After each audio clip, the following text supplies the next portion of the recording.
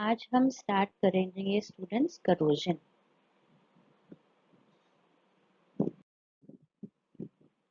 Corrosion शुरू करने से पहले आइए कुछ बेसिक कॉन्सेप्ट्स की बात करते हैं। सबसे पहले देखते हैं कि रिडॉक्स अभिक्रियाएं क्या हैं। रिडॉक्स अभिक्रियाएं ऐसी अभिक्रियाएं हैं जिनमें ऑक्सीडेशन रिएक्शंस और रिडक्शन रिएक्शंस एक साथ होते हैं।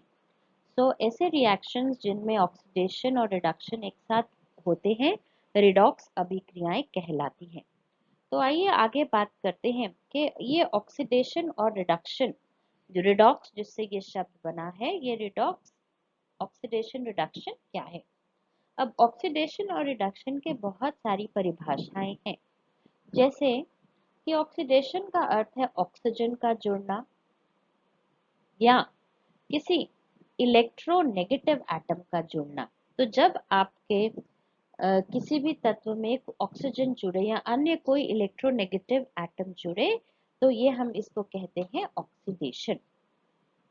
और यदि हम इलेक्ट्रॉन लॉस और गेन की टर्म्स में बात करें तो ऑक्सीडेशन का अर्थ होता है लॉस ऑफ इलेक्ट्रॉन्स। अब आइए देखते हैं रिडक्शन क्या है। रिडक्शन की भी ऐसे ही अलग अलग परिभाषाएं हैं। रिडक्शन का अर्थ होता है रिमूवल ऑफ ऑक्सीजन। यदि किसी चीज से ऑक्सीजन हटे तो हम उसे रिडक्शन कहेंगे। या यदि हम किसी चीज में हाइड्रोजन या कोई इलेक्ट्रोपॉजिटिव एलिमेंट को ऐड करें उसको भी रिडक्शन कहेंगे। और इलेक्ट्रॉन गेन और लॉस की टर्म्स में रिडक्शन होता है गेन ऑफ इलेक्ट्रॉन। आइए इस अभिक्रिया को देखते हैं। ये अभिक्रिया में देखिए, आप देख रहे हैं zinc plus Cu2 positive copper ions आपको दे रहा है Zn2 पॉजिटिव प्लस कॉपर। ठीक है, तो जिंक जो है अपने इलेक्ट्रॉन्स खोकर परिवर्तित हो रहा है Zn2 पॉजिटिव में। तो अभी हमने क्या देखा, हमने देखा कि जब कोई चीज अपने इलेक्ट्रॉन्स को लूज करती है, when there is a loss of electrons, तो हम उसको क्या कहते हैं, लॉस ऑफ इलेक्ट्रॉन्स को हम कहते हैं ऑक्सीडेशन। तो इसका अर्थ है यहाँ पे जब जिंक Zn2 पॉजिटिव में परिवर्तित हो रहा है तो zinc is getting oxidised, right. तो जिंक इज गेटिंग ऑक्सीडाइज्ड, तो जिंक अपने इलेक्ट्रॉन्स खो रहा है। अभी दूसरा रिएक्टेंट देखिए Cu2 पॉजिटिव कॉपर 2 पॉजिटिव, ये दो इलेक्ट्रॉन जिंक से लेकर कॉपर में परिवर्तित हो रहा है। तो Cu2 पॉजिटिव जो आयन है वो क्या कर रहा है, Cu2 पॉजिटिव आयन इलेक्ट्रॉन्स को गेन कर रहा है। ठीक है, और गेन ऑफ इलेक्ट्रॉन्स अभी हमने डिस्कस करा है, क्या कहलाता है, गेन ऑफ इलेक्ट्रॉन्स कहलाता है रिडक्शन। तो आपका जो Cu2 positive ions हैं, these are gaining 2 electrons and forming the reduced copper metal। ठीक है, तो इस अभिक्रिया में एक तरफ तो जिंक ऑक्सीडाइज हो रहा है और दूसरी तरफ Cu2 पॉजिटिव आयंस जो है ये क्या हो रहे हैं, ये इलेक्ट्रॉन्स को लेके रिड्यूस हो रहे हैं। तो ये जो अभिक्रिया आपने देखी ये कैसी अभिक्रिया है, ये है रिडॉक्स अभिक्रिया। ठीक है, तो एक बार दोबारा समझ लीजिए ऑक्सीडेशन क्या है, loss of electrons by any species is called as oxidation. और इसी तरह रिडक्शन क्या है, gain of electrons by any species is called as reduction. Oxidising agent क्या करता है, ऑक्सीडाइजिंग एजेंट इलेक्ट्रॉन्स को एक्सेप्ट करता है। तो oxidising agent is an acceptor of electrons. और रिड्यूसिंग एजेंट क्या है, रिड्यूसिंग एजेंट है डोनर ऑफ इलेक्ट्रॉन।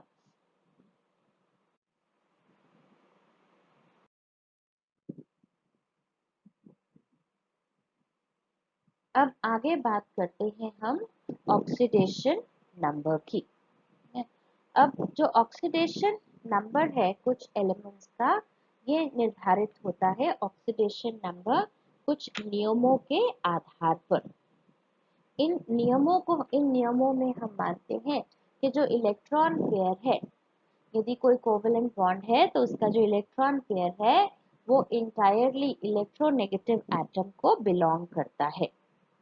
तो ऑक्सीडेशन नंबर निकालने के लिए जो कुछ नियम है वो ऐसे हैं कि हम मानते हैं कि जो एटम्स एलिमेंट्री स्टेट में है उनका ऑक्सीडेशन नंबर होता है 0। हाइड्रोजन का ऑक्सीडेशन नंबर 1 होता है जब वो नॉन मेटल्स के साथ जुड़ता है, और जब हाइड्रोजन मेटल्स के साथ जुड़ता है तो उसका ऑक्सीडेशन नंबर होता है -1। ऑक्सीजन का ऑक्सीडेशन नंबर सामान्यतः -2 होता है, किंतु पराऑक्साइड्स में जैसे H2O2 क्या है, हाइड्रोजन पराऑक्साइड, इसमें ऑक्सीजन का ऑक्सीडेशन नंबर होता है -1। जो मेटल्स हैं उनका ऑक्सीडेशन नंबर पॉजिटिव होता है, और जो नॉन मेटल्स हैं उनका जो ऑक्सीडेशन नंबर है ये नेगेटिव होता है। और एक न्यूट्रल मॉलिक्यूल में सारे एटम्स के ऑक्सीडेशन नंबर का जो जोड़ है वो 0 के बराबर होता है। तो आइए कुछ उदाहरण से देखते हैं हम ऑक्सीडेशन नंबर की गणना करने के लिए। फॉर एग्जाम्पल आप देखिए FeCl3 में, ठीक है, FeCl3 में क्लोरीन का ऑक्सीडेशन नंबर, क्लोरीन एक हैलोजन है और हैलोजन का ऑक्सीडेशन नंबर -1 होता है, और आयरन का ऑक्सीडेशन नंबर इसमें है +3। सिमिलरली देखिए हाइड्रोजन ब्रोमाइड में अभी बताया कि हाइड्रोजन जब नॉन मेटल्स के साथ जुड़ा होगा तो उसका ऑक्सीडेशन नंबर होगा +1, और ब्रोमीन जो समूह 17 का तत्व है इसका ऑक्सीडेशन नंबर है आपका -1। एक और उदाहरण देखिए FeCl2 का। FeCl2 में देखिए आप, इसके अंदर क्लोरीन का ऑक्सीडेशन नंबर है -1, और क्योंकि 2 क्लोरीन जुड़े हैं तो आयरन का ऑक्सीडेशन नंबर है +2। कुछ और उदाहरण देखते हैं, यहाँ पे ध्यान दीजिए। सबसे पहले कंसिडर करते हैं हम Cl2 का ऑक्सीडेशन। Cl2 में बताइए क्लोरीन का ऑक्सीडेशन नंबर क्या होगा, क्योंकि क्लोरीन कौन सी स्टेट में है, अभी बताया क्लोरीन जो है एलिमेंट्री स्टेट में एटम्स का ऑक्सीडेशन नंबर पाया जाता है 0। तो क्लोरीन कैसे उपस्थित होती है, Cl2 के रूप में ही। इसीलिए क्लोरीन मॉलिक्यूल में क्लोरीन का ऑक्सीडेशन नंबर 0 है। सिमिलरली हाइड्रोजन का ऑक्सीडेशन नंबर हाइड्रोजन मॉलिक्यूल में 0 है।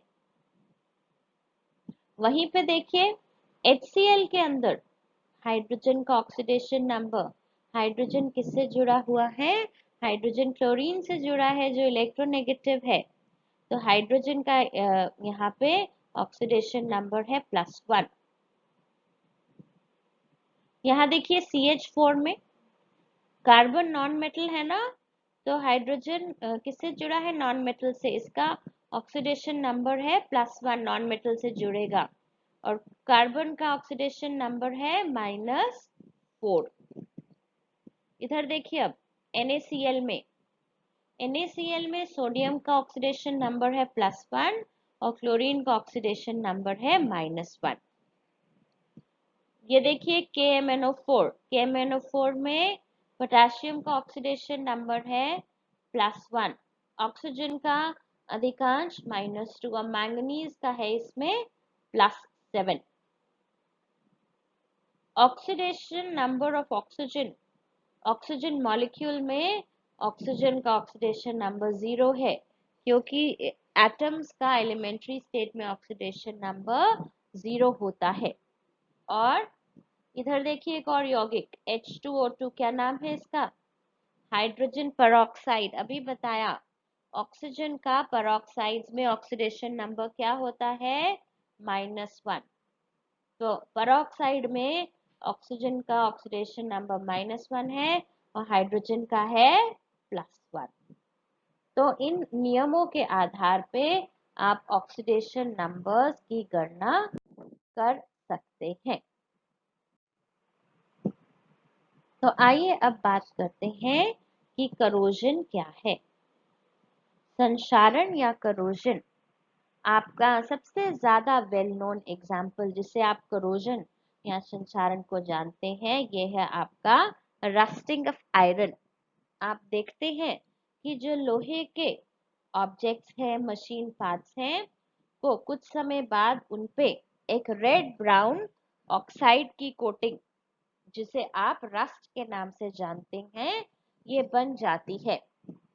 और यदि आप कोई कॉपर का कड़ा या कॉपर की रिंग पहनते होंगे तो आप देखते होंगे कि मॉनसून बरसात के मौसम में या जब बहुत पसीना आता है तो वो कॉपर के कड़े में हरे रंग की एक फिल्म सी जम जाती है या आपकी स्किन वहां से हरी हो जाती है।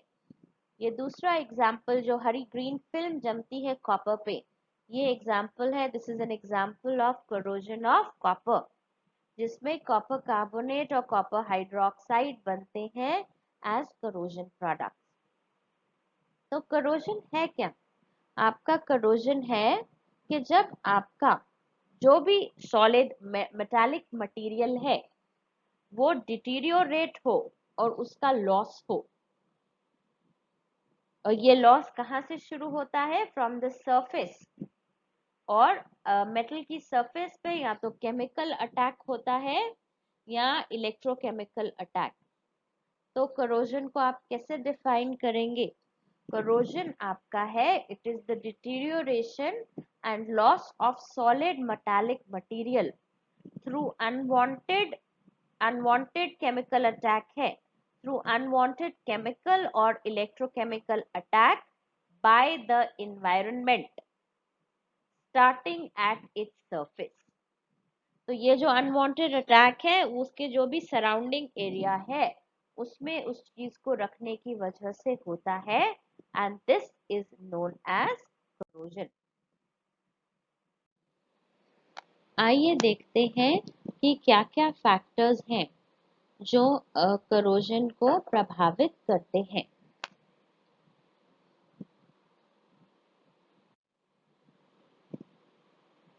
कुछ फैक्टर्स जो मेटल से रिलेटेड होते हैं ये कहलाते हैं प्राइमरी फैक्टर्स।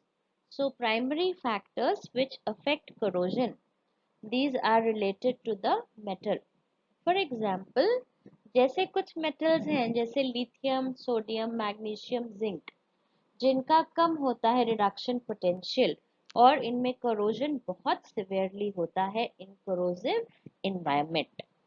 जबकि आपने कुछ धातु देखे होंगे जैसे आप ज्वेलरी में उपयोग करते हैं, सिल्वर, गोल्ड और प्लैटिनम, ये कम ससेप्टेबल होते हैं करोजन के लिए।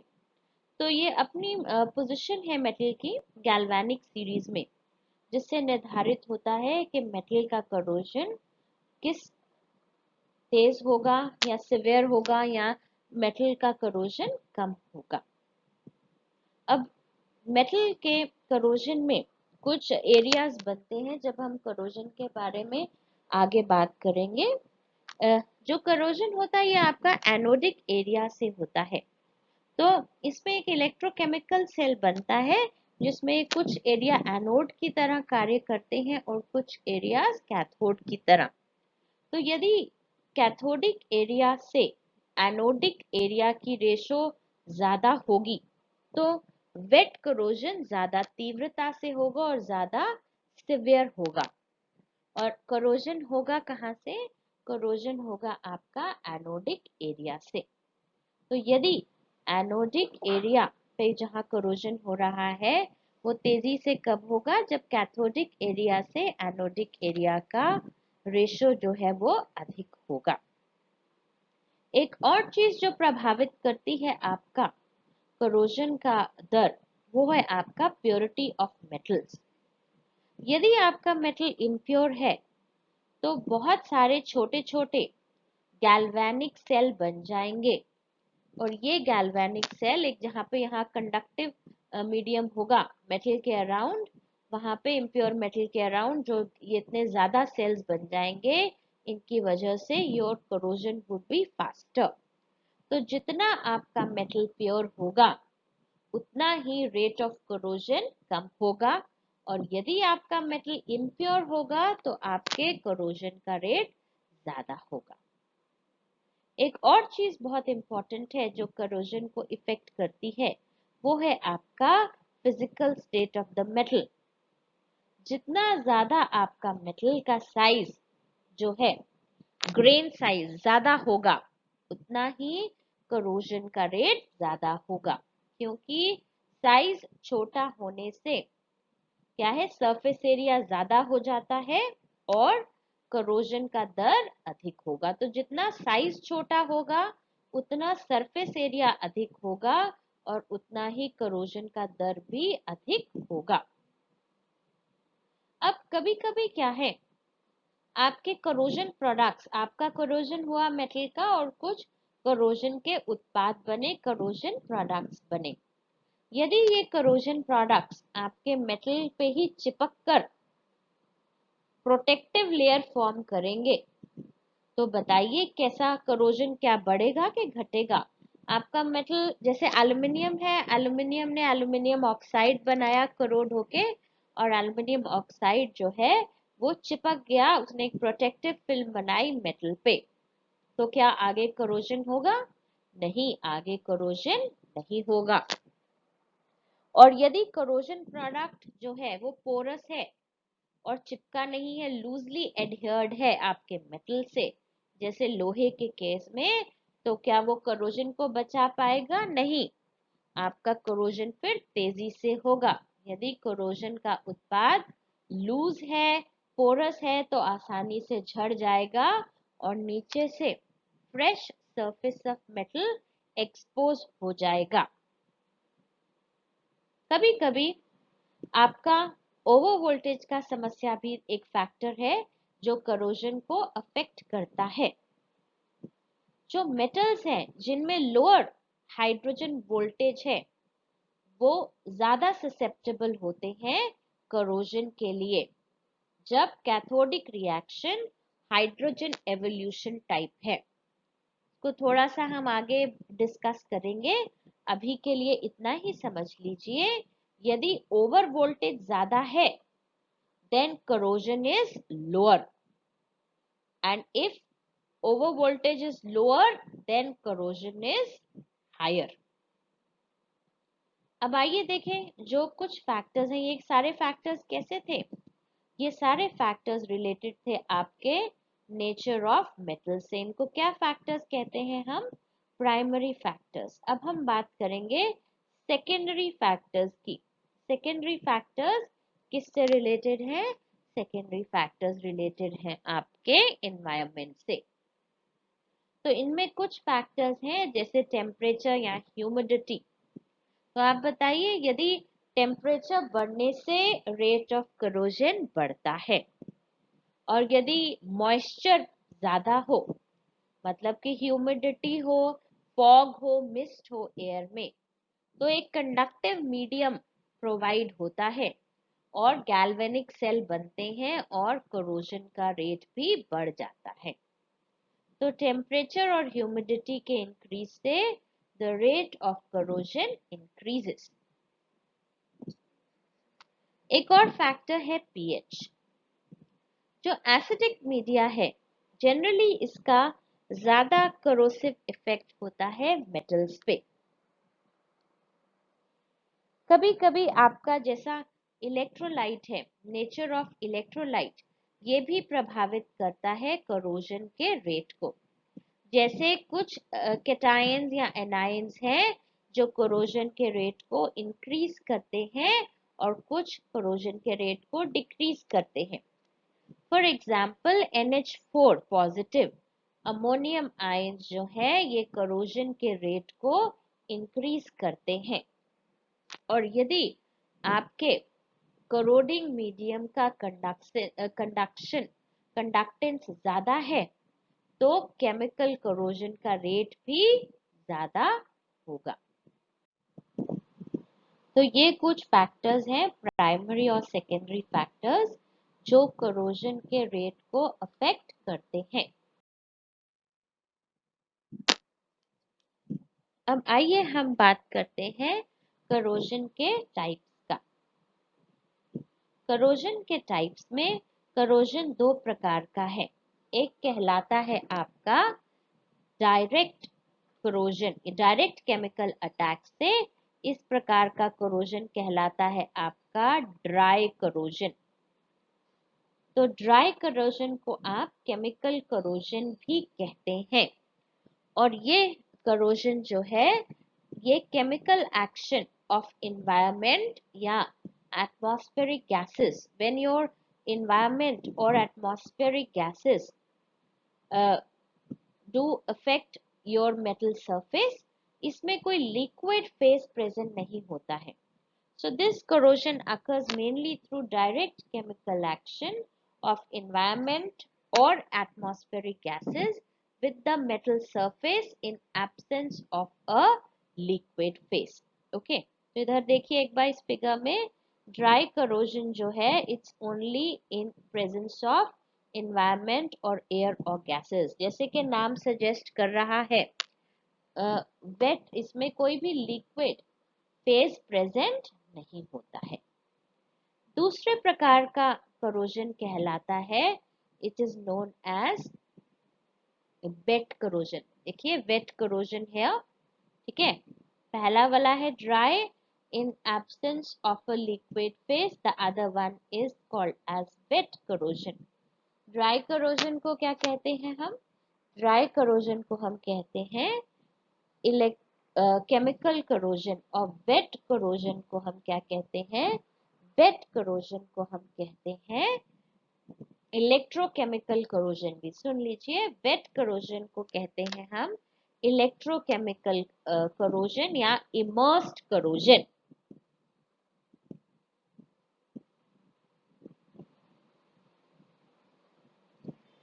इस करोजन में एक, जैसे कि नाम बता रहा है वेट, इसमें एक कंडक्टिंग लिक्विड फेज उपस्थित रहता है।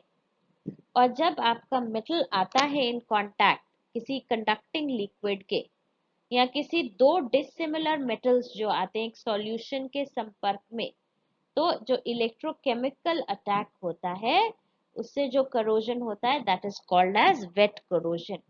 और जो वेट करोजन है ये ज्यादा प्रेवलेंट है, आपका ज्यादा कॉमनली यही पाया जाता है।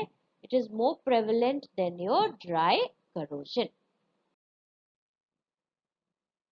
अब आपका ड्राई करोजन क्या कहलाता है? केमिकल करोजन भी कहलाता है। तो आपका जो ड्राई करोजन है इसके अलग अलग प्रकार होते हैं ड्राई करोजन के। एक प्रकार है इसका ऑक्सीडेशन करोजन। तो ऑक्सीडेशन करोजन क्या है कि जो ऑक्सीजन उपस्थित है एनवायरनमेंट में वो मेटल पे अटैक करती है। तो इसका उत्पाद क्या होगा? इसका उत्पाद होता है मेटल ऑक्साइड। आपको पता है कि लगभग सभी मेटल्स कुछ तो कम टेम्परेचर पे और कुछ बढ़े हुए टेम्परेचर पे आपके एनवायरनमेंट पे अटैक करते हैं। एक और करोजन है जो कहलाता है लिक्विड मेटल करोजन, इसकी बात करेंगे। और एक और कहलाता है ऑक्सीजन के अलावा जो अदर गैसेस हैं उसके उनसे जो करोजन होता है, जैसे Cl2 या SO2 या F2H2S या NOx NOx, इनसे जो करोजन होता है वो कहलाता है करोजन बाय अदर गैसेस। इसी प्रकार से आपका जो वेट करोजन है ये आपका हो सकता है गैल्वेनिक या बायमेटालिक करोजन और कॉन्सेंट्रेशन सेल करोजन या डिफरेंशियल एरेशन करोजन। आइए एक बार मेन डिफरेंसेस देखें हमारे ड्राई करोजन और वेट करोजन में। मेन डिफरेंसेस क्या है? जैसे कि अभी बताया था, नाम में ही छुपा है, जो करोजन इसमें absence of moisture में होता है, that is dry corrosion, and wet corrosion is in the presence of a conducting liquid medium. Dry corrosion तो केमिकल अटैक है, और वेट करोजन में इलेक्ट्रोकेमिकल, जैसे अभी बताया था, एनोडिक और कैथोडिक एरियाज बनते हैं, इसमें इलेक्ट्रोकेमिकल अटैक होता है। ये स्लो प्रोसेस है, वेट करोजन रैपिड है और ज्यादा प्रेवलेंट भी है। इसमें करोजन प्रोडक्ट्स बनते हैं at the site of corrosion, पर वेट करोजन में करोजन लॉस ऑफ मेटल कहाँ से होता है? एनोड से। तो करोजन अकर्स एट एनोड, और ये जो प्रोसेस है यूनिफॉर्म होता है from the surface of metal, पर इसमें करोजन कहाँ होता है? It occurs at the anodic part of the metal. तो आपका जो वेट करोजन है, it is not a uniform corrosion. तो हम डिस्कस कर रहे हैं आपका ऑक्सीडेशन करोजन, जो ड्राई करोजन का फर्स्ट टाइप है। सबसे पहले देखिए, जो मेटल है आपका, को एटमॉस्फेरिक ऑक्सीजन अटैक करती है। आप जानते हैं almost all metals react with oxygen, कुछ कम टेम्परेचर पे और कुछ एलिवेटेड टेम्परेचर पे। तो करोजन प्रोडक्ट जब मेटल पे ऑक्सीजन अटैक करेगी, तो करोजन प्रोडक्ट क्या बनेगा? करोजन प्रोडक्ट बनेगा आपका metal oxide. So metal oxide is your corrosion product. इसका मैकेनिज्म लिख लीजिए, नोट कर लीजिए। ये मैकेनिज्म जो हम डिस्कस कर रहे हैं, हम ये एल्कली मेटल्स के लिए कर रहे हैं। एल्कली मेटल्स की खास बात क्या है? एल्कली मेटल्स जो है ये ग्रुप 1 के एलिमेंट्स हैं, और ये अपने कितने इलेक्ट्रॉन्स खोते हैं जब ऑक्सीडाइज होते हैं? ये इलेक्ट्रॉन्स खोते हैं एक। तो मेटल जो है आपका इलेक्ट्रॉन्स खोता है, it gets oxidised to give you Mn positive plus Ne electrons. And if the metal is alkali metal, then N is equal to 1. ये जो इलेक्ट्रॉन्स मेटल ने खोए, ये इलेक्ट्रॉन्स कहाँ गए? ये इलेक्ट्रॉन्स ऑक्सीजन ने लिए और किस में परिवर्तित हो गया? ऑक्साइड में। आपका oxygen gets converted into oxide. Okay, अब ऑक्सीजन ने 2 इलेक्ट्रॉन्स लिए, so what is the charge? The charge on oxygen will be 2 negative. इसको थोड़ा सा करेक्ट कर लीजिएगा। The charge on oxygen is going to be 2 negative. Okay? तो overall reaction क्या है? मेटल ने इलेक्ट्रॉन्स लिए, ऑक्सीजन से रिएक्ट करा और क्या फॉर्म करा मेटल ऑक्साइड। तो डायरेक्ट करोजन में रिएक्शन किससे होता है? एनवायरनमेंट में से ऑक्सीजन अटैक करती है, और प्रोडक्ट क्या है? Metal oxide. Metal ions and oxide ions are form. तो दूसरा आपका करोजन का टाइप है करोजन बाय अदर गैसेस। तो एटमॉस्फेयर में सिर्फ ऑक्सीजन उपस्थित नहीं है, अन्य गैसें भी रिएक्ट करती हैं मेटल्स पे और करोजन प्रोडक्ट फॉर्म करती हैं। जैसे ड्राई क्लोरीन रिएक्ट करती है सिल्वर से और फॉर्म करती है AgCl, जो प्रोटेक्टिव होता है, जबकि ड्राई क्लोरीन टिन से रिएक्ट करके SnCl4 बनाती है, जो वॉलेटाइल है और मेटल को प्रोटेक्ट नहीं कर सकता। फिर है आपका एक और type of corrosion, dry corrosion, हमने तीसरा पढ़ा था, आपका है लिक्विड मेटल करोजन। बहुत सारी इंडस्ट्रीज में जब मोल्टन मेटल मेटालिक पाइप से निकलता है, तो मेटल पाइप के अंदर पेनिट्रेट करके उसको करोड करता है। जैसे कि लिक्विड मर्क्यूरी जो है, वो बहुत सारे मेटल्स को करोड करता है, उनको डिसॉल्व करके। और आप जानते हैं कि मर्क्यूरी, लिक्विड मर्क्यूरी और मेटल्स आपस में फॉर्म करते हैं अमेल्गम। सो लिक्विड मेटल करोजन, अमेल्गम का बनना जो है, ये लिक्विड मेटल करोजन का ही एक टाइप है। अब आगे हम बात करेंगे इलेक्ट्रोकेमिकल करोजन की या वेट करोजन की, जो ज्यादा प्रेवलेंट है ड्राई करोजन से।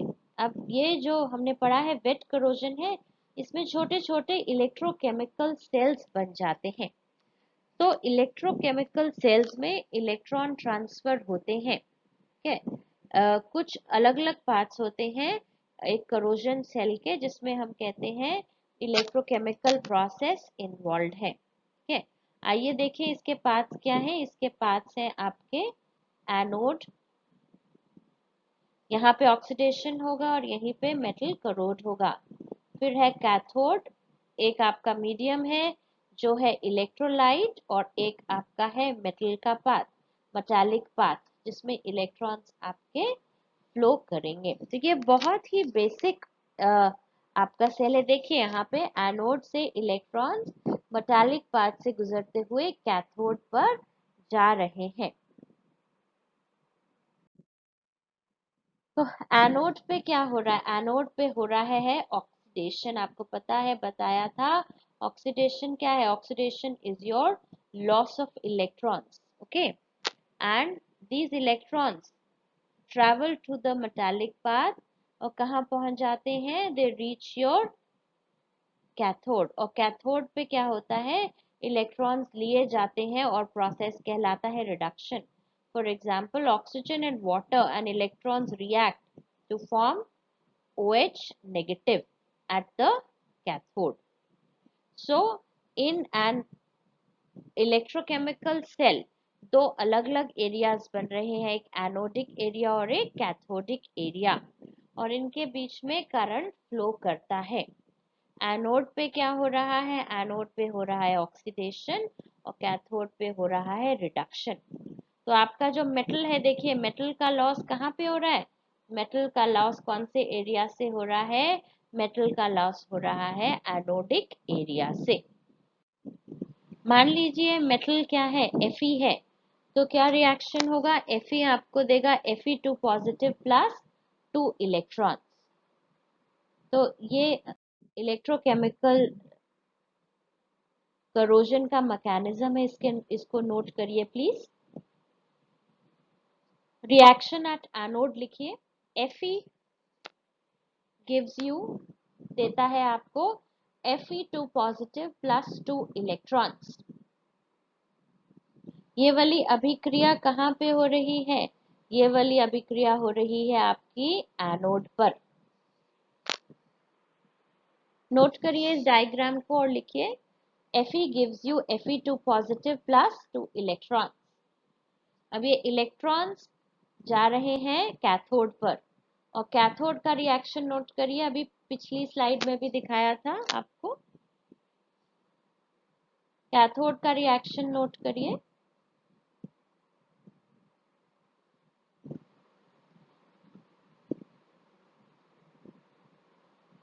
कैथोड पे पीछे वाला रिएक्शन एक जो लिखाया था वो था O2 plus 2H2O plus 4 electrons gives you 4 OH negative ions.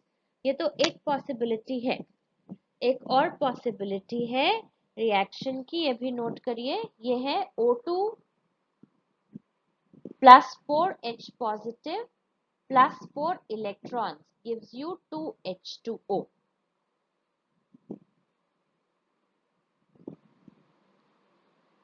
तो करोजन कहाँ हो रहा है? करोजन आपका, corrosion is occurring at the anodic region where oxidation occurs, and at the cathodic region you have reduction of oxygen in presence of water।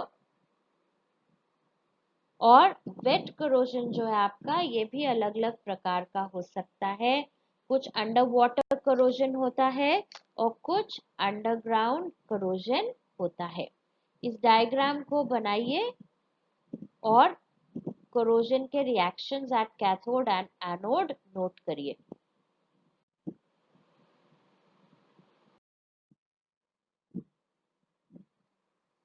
अब हम बात करेंगे थ्योरीज ऑफ करोजन की। थ्योरीज की अलग अलग, करोजन की अलग अलग थ्योरीज हैं। एक थ्योरी है acid theory number 1। Acid theory के अकॉर्डिंग एसिड जरूरी है करोजन होने के लिए। फॉर एग्जाम्पल एयर में कार्बन डाइऑक्साइड गैस उपस्थित होती है और ये कार्बोनिक एसिड फॉर्म करती है। तो एक बहुत वीक एसिड कार्बोनिक एसिड भी करोजन कर सकता है। पर ये जो एसिड थ्योरी है ये नहीं समझाती कि क्यों अल्कलाइन मीडियम में करोजन होता है। तो ये इस थ्योरी का ड्रॉबैक है। एक और थ्योरी है जो कहती है करोजन समझाने के लिए, यह है पेरोक्साइड थ्योरी। इसके अनुसार आयरन पानी से क्रिया करके हाइड्रोजन बनाता है और हाइड्रोजन ऑक्सीजन से क्रिया करके H2O2 बनाती है। और ये जो हाइड्रोजन पेरोक्साइड है ये फेरस हाइड्रोक्साइड को फेरिक हाइड्रोक्साइड में परिवर्तित करके रस्ट बना देता है। पर ये जो थ्योरी है पेरोक्साइड थ्योरी, ये भी ये नहीं समझाती कि क्यों प्योर H2O2 में कोई एक्शन नहीं होता आयरन पर।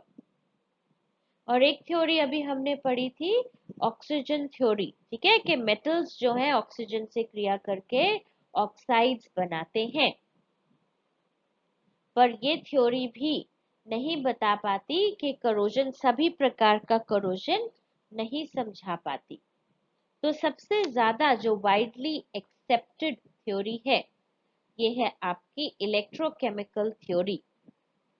इस थ्योरी के अनुसार, इलेक्ट्रोकेमिकल थ्योरी के अनुसार करोजन जो है ये इलेक्ट्रोकेमिकल फिनोमेना है जिसमें करंट फ्लो करता है एनोडिक और कैथोडिक एरियाज के बीच।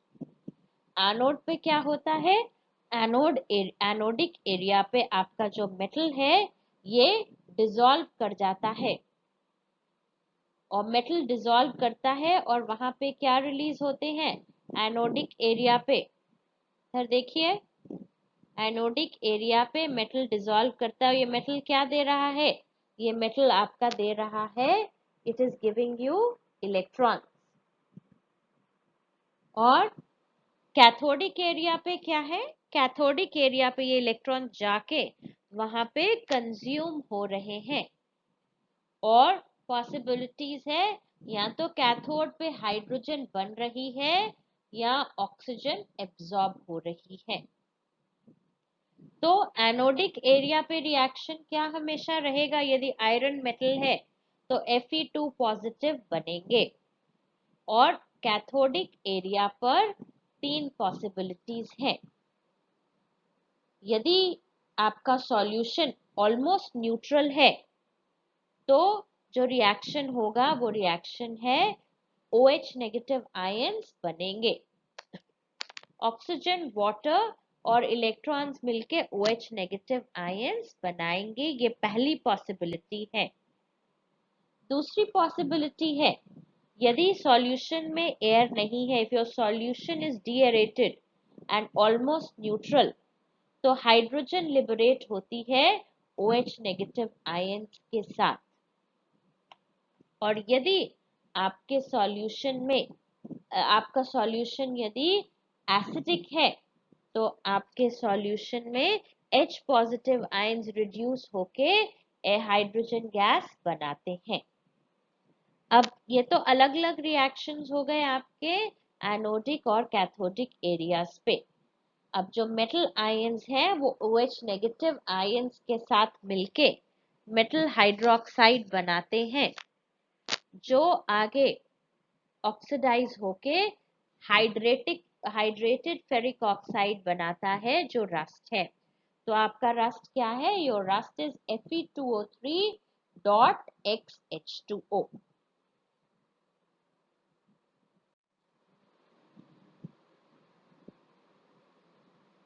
तो आइए अब इतना ही आज के लिए काफी है।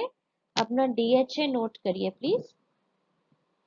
आपका आज का DHA रहेगा, आपका ये DHA है, DHA संख्या 8।